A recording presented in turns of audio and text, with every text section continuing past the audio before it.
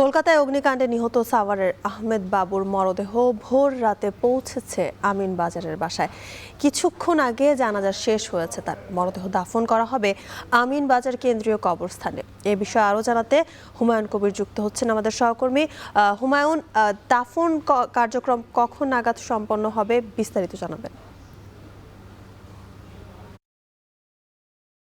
যুথিকা, কলকাতার অগ্নিকাণ্ডের যে ঘটনায় শিশুসহ ৯ জন নিহত হয়েছে, তার মধ্যে একজন ছিল আমিনবাজারের বেগুনবাড়ি এলাকার আহমেদ বাবু। তার শেষ যাত্রার কিন্তু এই মাঠ থেকে কিছুক্ষণ আগে তার জানাজা সম্পন্ন হয়েছে। তার শেষ বিদায়ে কিন্তু স্থানীয় সাধারণ জনগোষ্ঠী, তার আত্মীয় স্বজন, পরিবার পরিজনের সবাই এই জানাজায় উপস্থিত হয়েছিলেন। একটা আবেগঘন পরিবেশের কিন্তু সৃষ্টি হয়েছিল এবং বাবুর স্মৃতিচারণে কিন্তু তার পরিবারের সদস্য, তার বন্ধু বান্ধব যারা রয়েছে, তারা কিন্তু এখানে মোটামুটি একটা আবেগঘন পরিবেশ কিন্তু সৃষ্টি করেছিল। এবং বাবুর এই অকাল মৃত্যুতে তার পরিবার আসলে মারাত্মকভাবে একটি সমস্যার মধ্যে পড়েছেন, এমন কথাই কিন্তু পরিবারের পক্ষ থেকে বলা হয়েছে।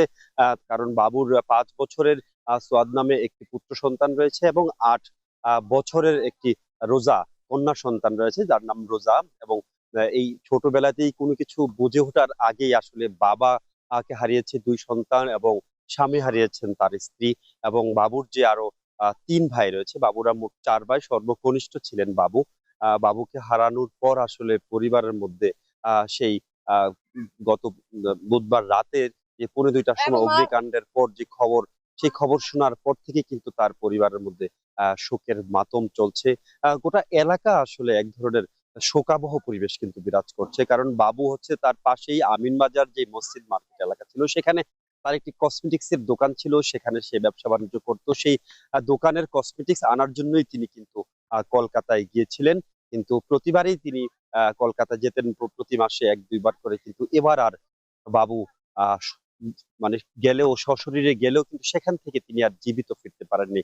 লাশ হয়ে কিন্তু তিনি ফিরে এসেছেন। তার এই ফেরাটাকে তার পরিবার পরিজন এবং আত্মীয় স্বজন এবং স্থানীয় যারা রয়েছে, বাবুর বন্ধু বান্ধব, তারা কোনোভাবেই এটিকে স্বাভাবিক ভাবে নিতে পারছেন না। আমরা কিছুক্ষণ আগে বাবুর একজন বন্ধুর সাথে কথা বলেছিলাম। তিনিও গত ৫ই আগস্টের আগে কলকাতার ওই হোটেলে, একই হোটেলে ছিলেন, শিখা ইন হোটেল।